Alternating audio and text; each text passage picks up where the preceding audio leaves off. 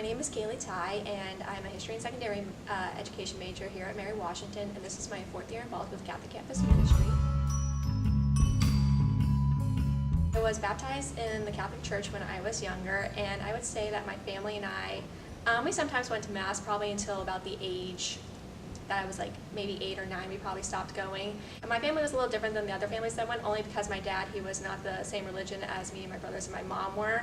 He was Anglican, so we didn't have that family unity. I would say that heavily affected me when I got to middle school. I started doing things that the world told me that would make me happy.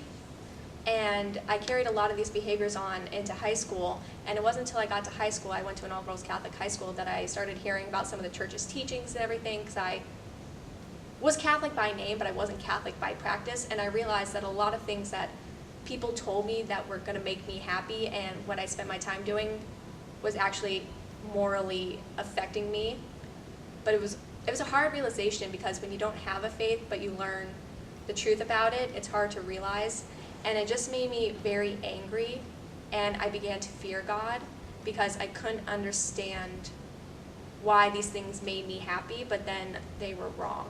I remember I went to this event that the Richmond Diocese hosted. It was the Diocesan Youth Conference, and I went my senior year.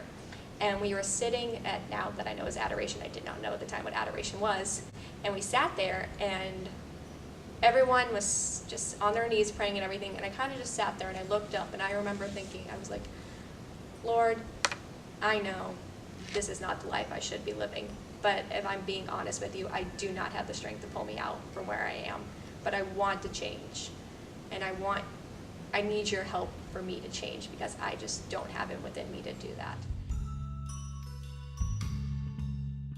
And then I went to Mary Washington, and I remember my first weekend there, my friend Susanna from high school asked me to go to Mass with her, and I only went with her because I was friends with her.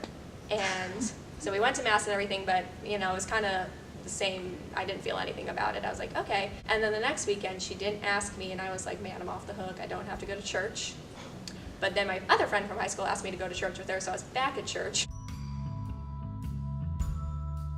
I heard we were having an all-night adoration, and I thought to myself, oh, there's a large group of people going, I should probably go, and somebody suggested it to me, and they put me down from the 12 to 1 a.m. slot, and I was like, I gotta show up, because I don't want them to know that I'm not a church person.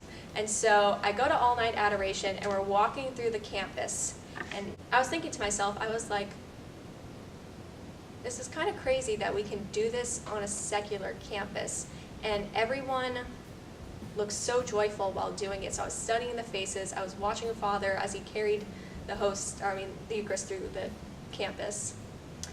And we get to the tent, and I remember thinking, I cannot go under that tent because that's where the Eucharist is. And I remember sitting there, and I was like, maybe I should go up and get a closer look.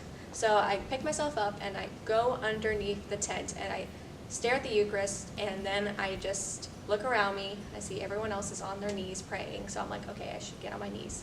So I get on my knees, and I look back up, and all of a sudden I just had this feeling of regret or remorse. And I just remember I looked back down, because I was like, if this is really the God of the universe, like in the form of bread, I was like, I'm not worthy to look at him. And I sat there and I thought to myself, I was like, okay, I have all these feelings, but I don't know what to do. And I remember Father was having confession the next day, but I was like, I can't wait till the next day. I can't, or else I'll never do this. So I got up and I started walking back over to the St. John Bosco Center.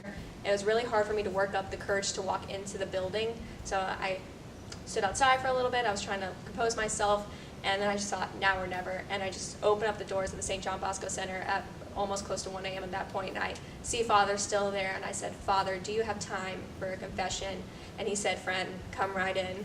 And so I go into his office, and I sit down there, and I just tell him all these things I've had in my heart that I've never told anyone else that I felt.